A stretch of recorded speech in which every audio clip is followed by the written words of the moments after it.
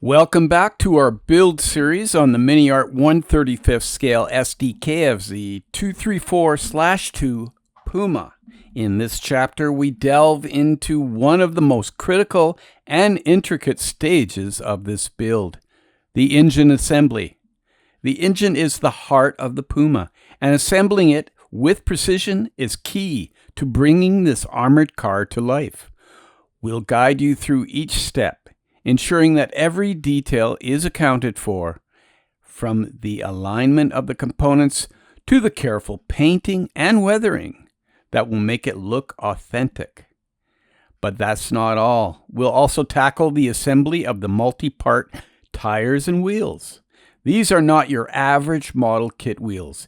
Each tire and wheel assembly is a project in itself, requiring patience and attention to detail to get it just right. With our tips and tricks, you'll be able to assemble and detail these critical parts of the Puma, ensuring that the model sits correctly and looks as formidable as the real thing.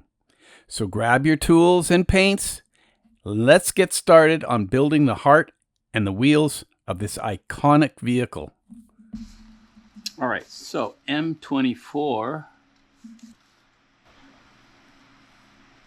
There's one there.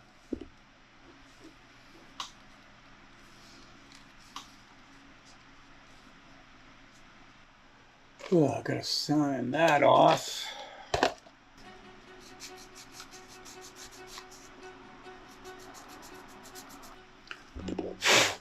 So, M24. The Tatra 103 engine is a remarkable example of wartime engineering, developed in Czechoslovakia during the early 1940s, under the shadow of German occupation. This V-configuration diesel engine, with its 12 cylinders and a displacement of 14.8 liters, stands out as a powerful and innovative design, capable of generating up to 210 horsepower at 2,250 revolutions per minute. The Tatra 103 was engineered to deliver both power and efficiency, making it a key asset during World War II. The Tatra 103 owes much of its success to its roots in the Tatra V850 engine, a design known for its robustness and reliability. Engineers at Tatra took the proven components and principles of the V850 and refined them in the 103, optimizing the engine for greater performance and durability.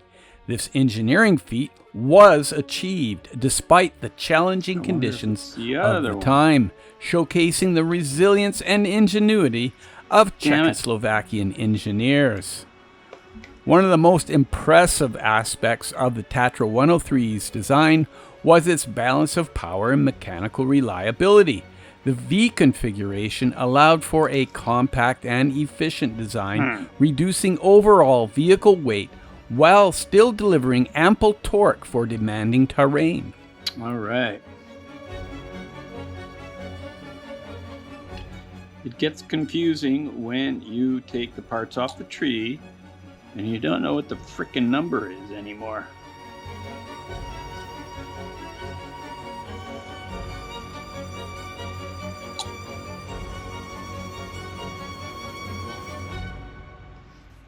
All right. Now this one. Additionally, the engine featured an advanced air cooling system inspired by the development of the Tatra V910, the first air-cooled V-type engine in Tatra's history.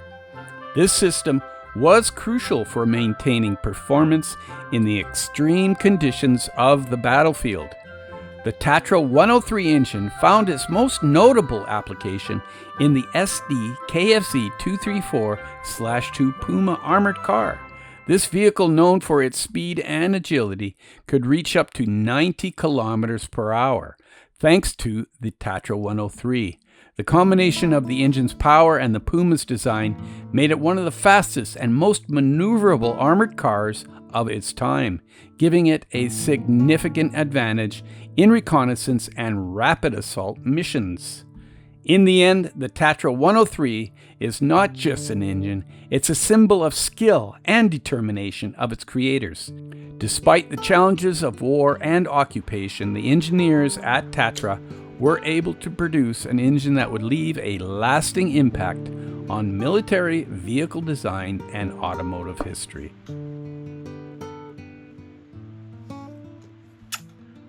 M34.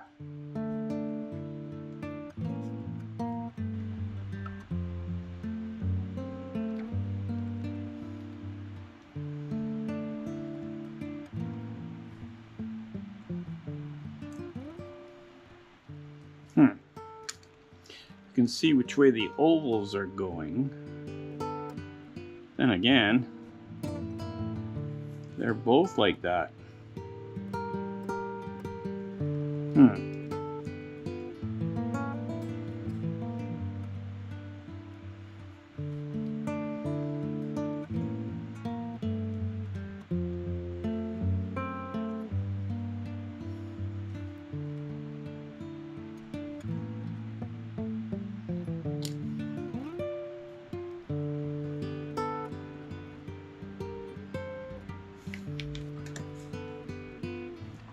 All right.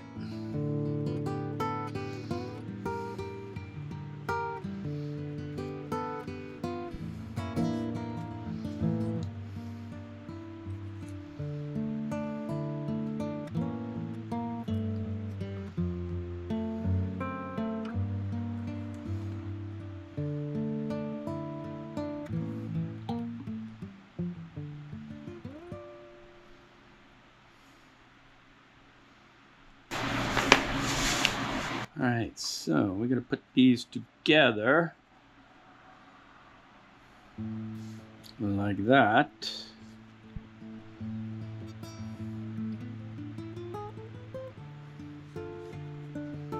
So M37. All right, that goes like that. Right? How does that go?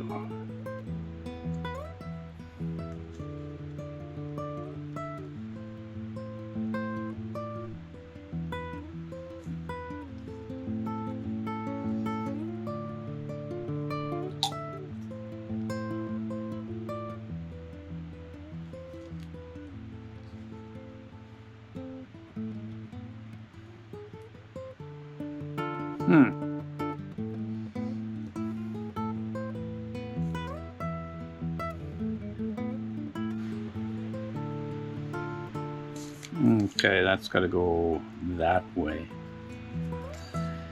Oy, oy, oy.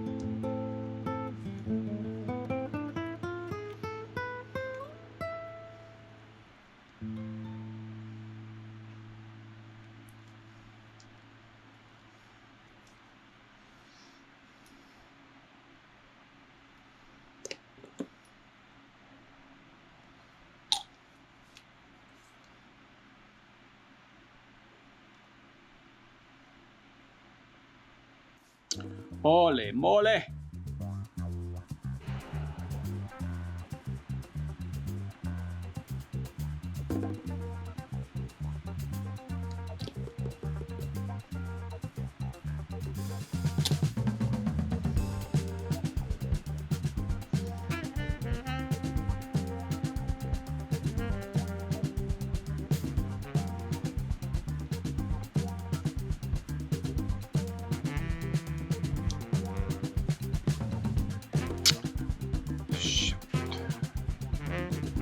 Oi, oi, oi.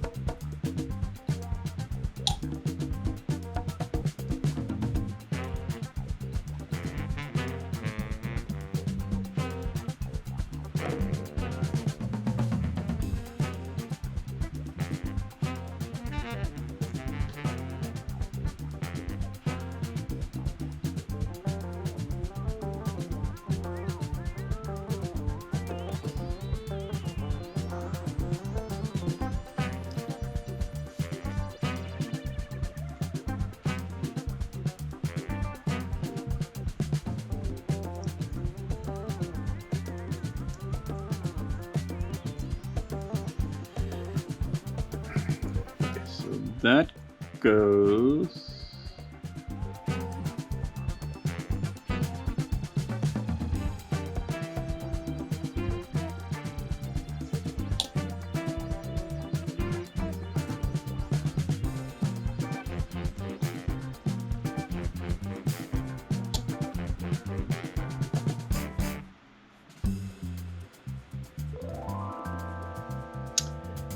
Now, I could have painted all these parts separately, but I think in this case I just want to get it together and then I'll paint it once it's all together.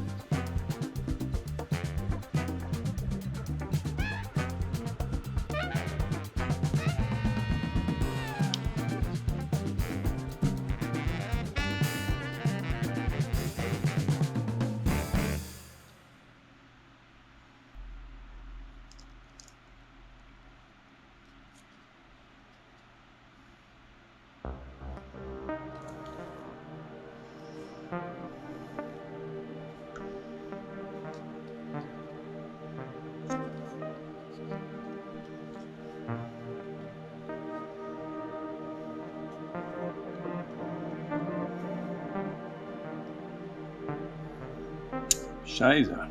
I wonder if I take that off a little bit.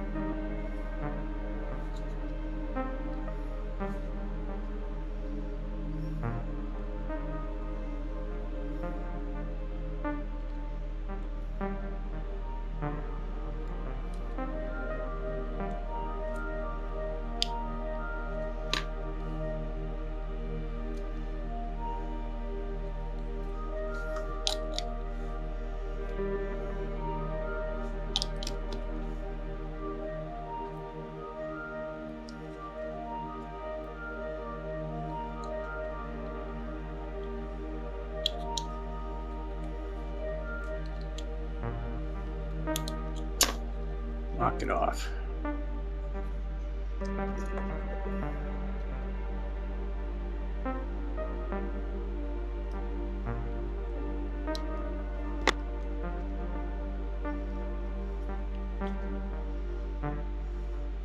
So I took the front part of this engine off just so I could get this bottom plate in.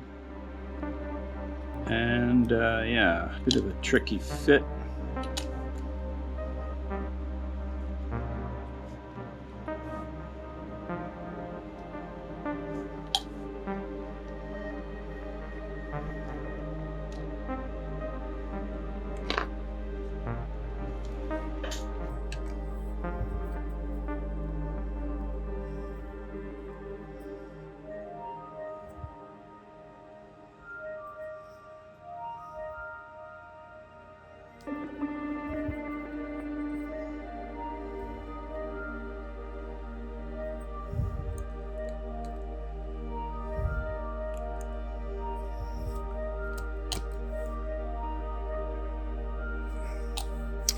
Okay,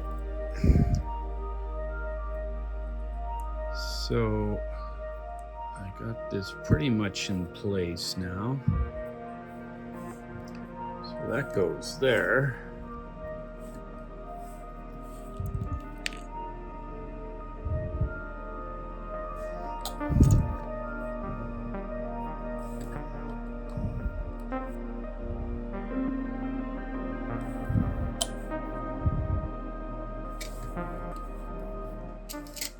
All right, so now we've got these little bits on the side. Where did that go? All right, we'll do this side first then. They have different lengths, so they are side-centric. I don't know where the other one went. Have to look for it.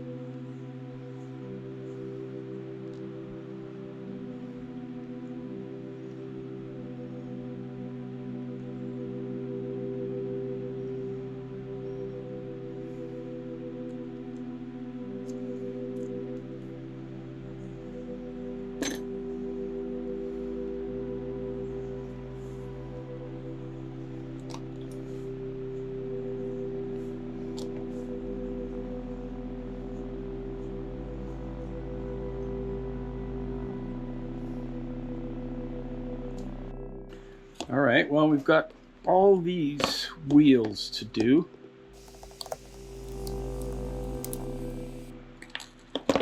All right, so you can see here what I've done is I've taken an X-Acto blade and I've scratched the number into it so I don't get mixed up.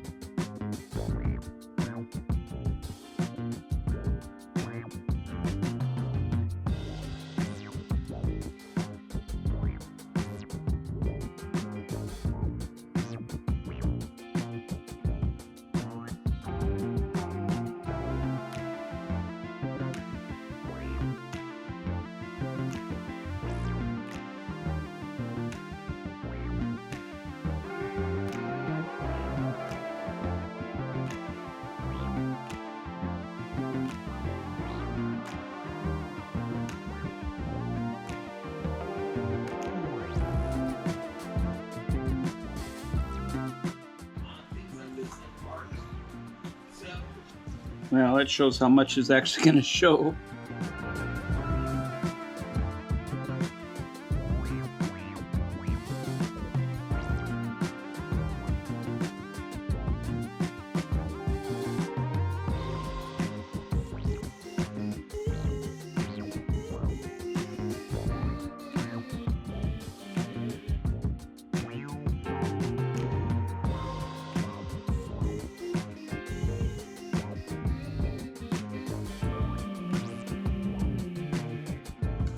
Well, we're going to take a little bit of a detour here.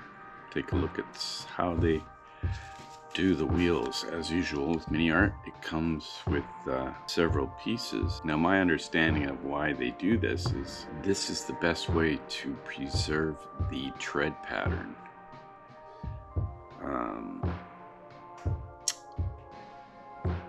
As opposed to the old-fashioned way.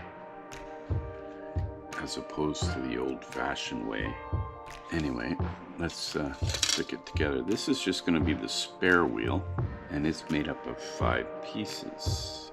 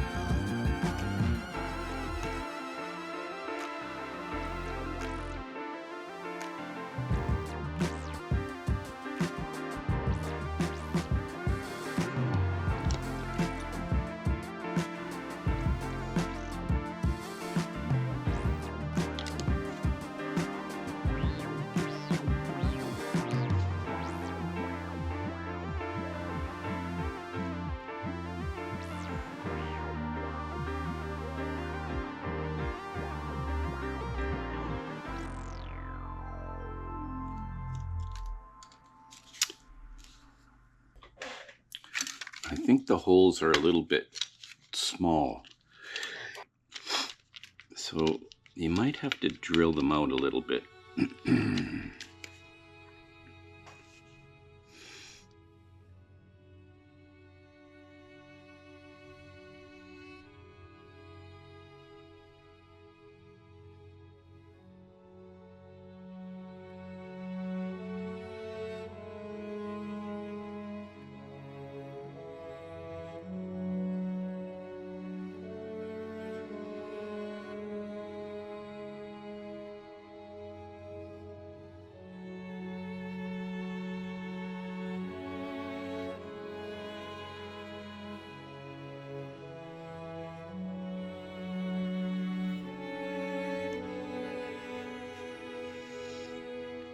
The drawings can be a little bit confusing as to which way the part goes, because you can see here there's a bit of a slant.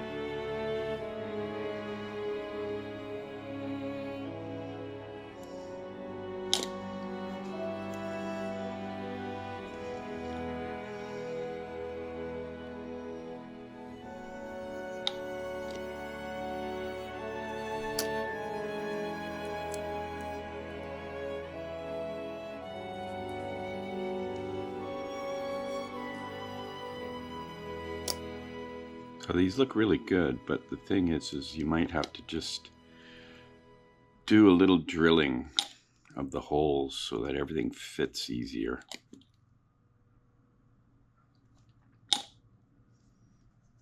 All right. So that is one of the spare wheels.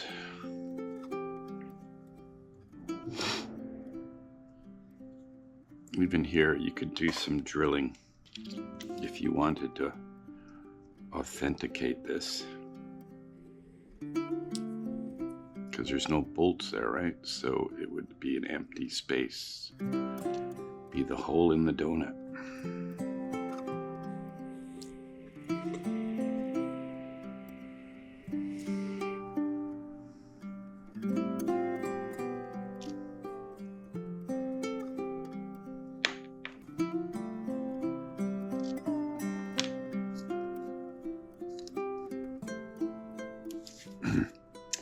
But they also have a different version of this. Where did that go? Oh, here it is. They also give you this one here, which has a different tread pattern. And it also comes in just 2 pieces.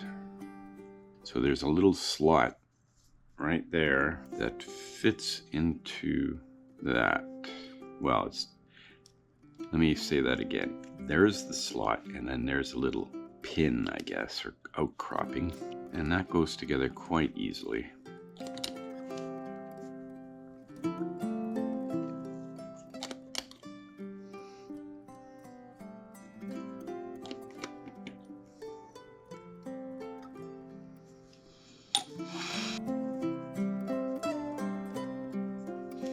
So again, you can drill those holes out.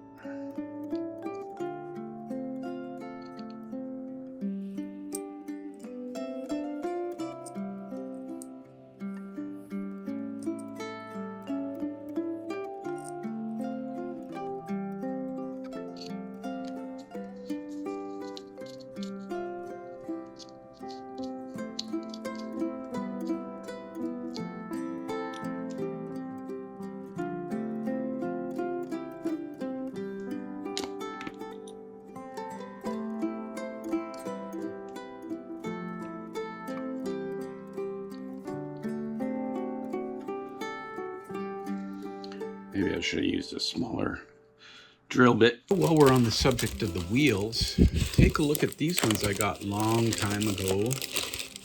These were meant to be for the Dragon series of kits. These are slightly different. But yeah, they're from a company called Hussar. And apparently this, I've got 4 different types. Yeah, 1, 2, 3, and then I opened one of them. Where's the other one? Yeah. So I've got these 4 different type of treads. This one here is like that one. These ones look more accurate.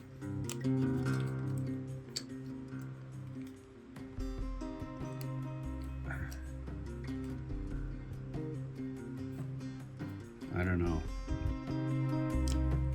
Maybe that one is supposed to be that one. There's no sidewall detail on these, so that's missing. But you have better tread.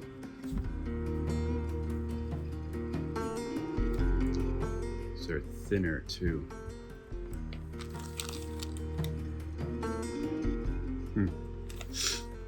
Anyway, I can't really use them on this kit because the MiniArt ones already have the hub attached. So if I were to use these, I'd have to use them with the Dragon kits.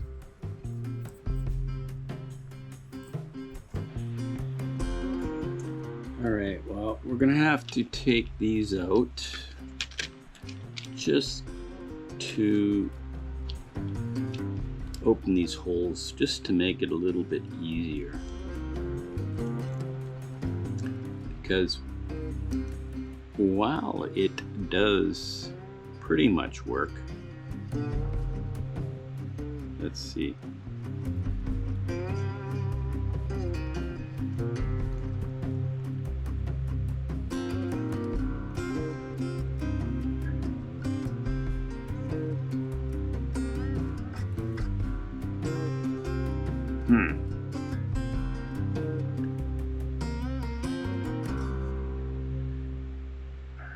Where the heck?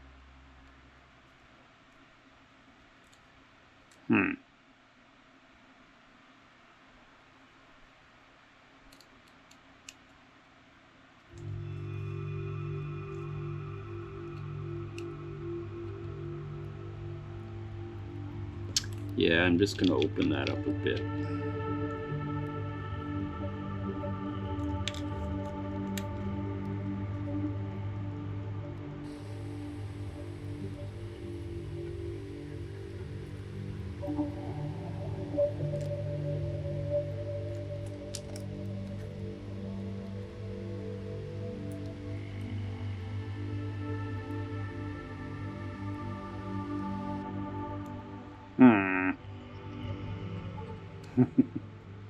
These are always a challenge, trying to line everything up, you know. Let's go with the green one.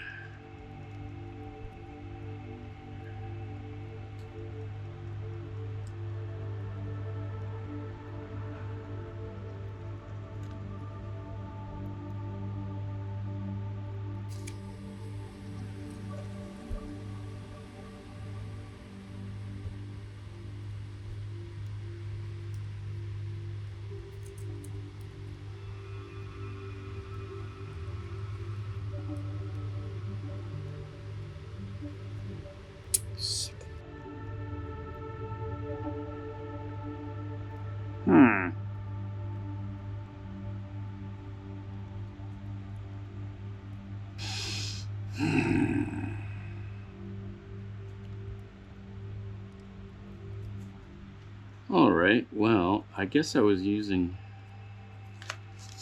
the wrong one, I think.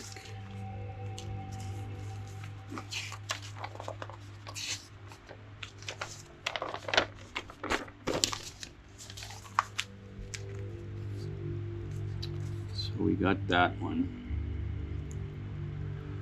So this is D1, no, D5. So we need D4.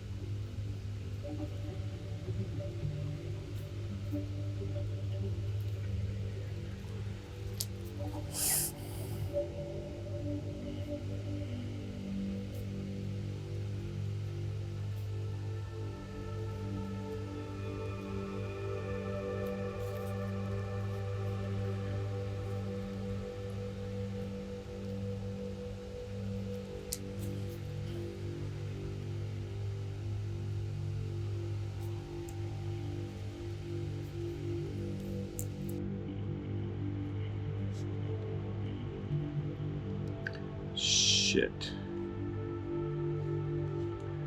I don't know. Oh, it's not working because that's another 4. I already used a 4. Idiot. You need a 2.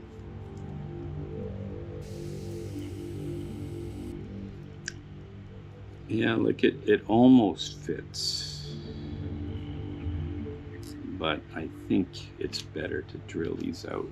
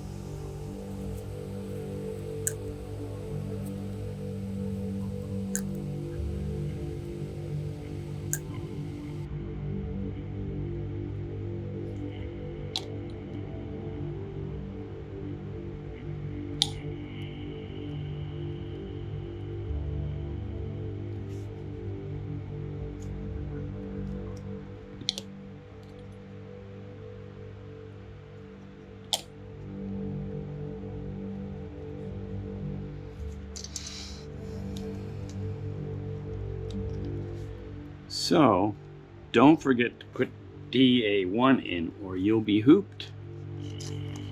So let's dig that out.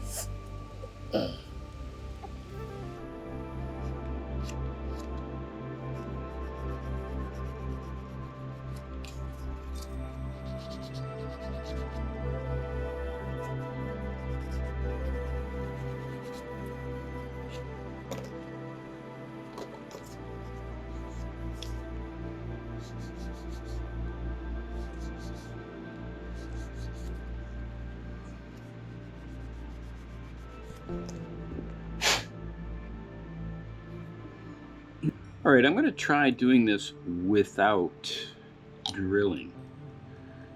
And I'm going to see if the glue actually... So yeah, maybe you don't need to drill those out. Just got to make sure you got the Tamiya liquid cement. And that will allow it to... Yeah, you don't really need to drill those out. So that's good. Yeah, you don't need to drill those out.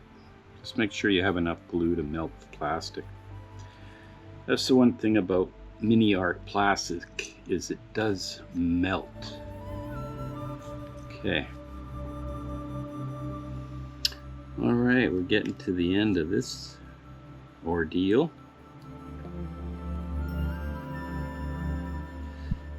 So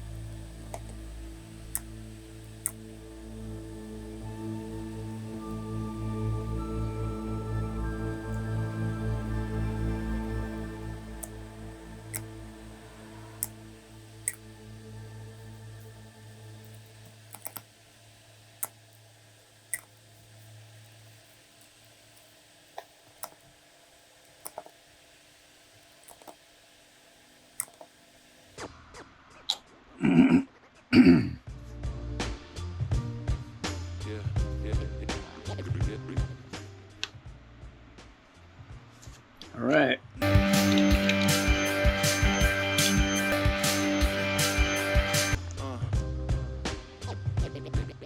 I'm going to keep...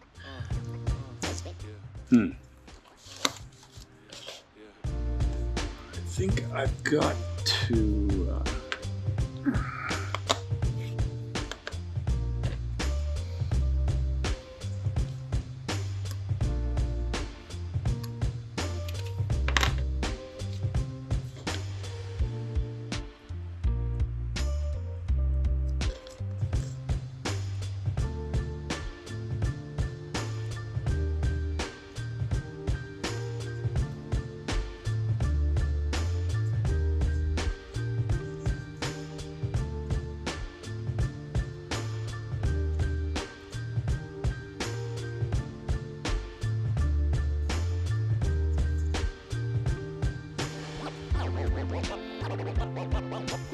Always had a way to make it work and find another route. Always had a way to make it work and find another route. Always had a way to make it work and find another route. Always had a way to make it work and find another route.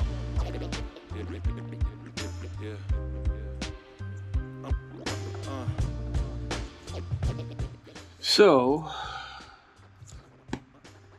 it says to paint the engine with this XF25 light blue-gray, gray-blue. So that's what I'm going to do. And then I'll come back and paint some of the other stuff after.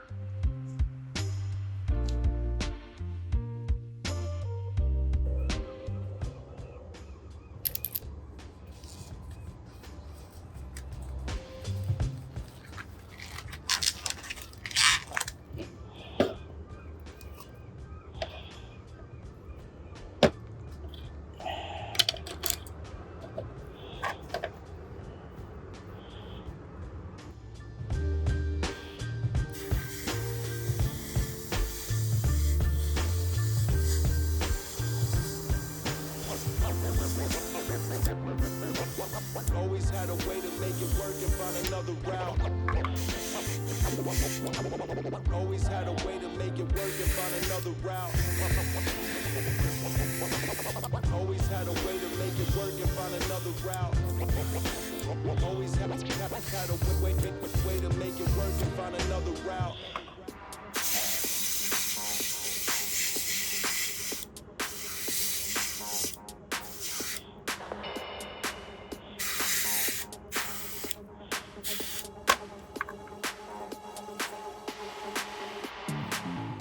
All right. So I've got this painted out in that blue-gray. And I've masked this part off here.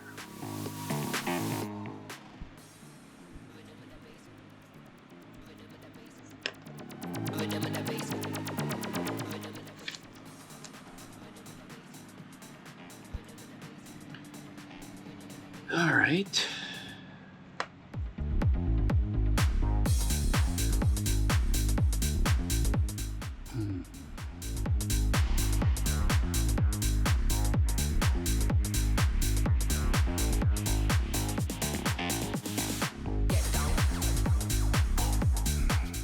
All right, now I have to figure out what goes white, what goes black, and mask everything off.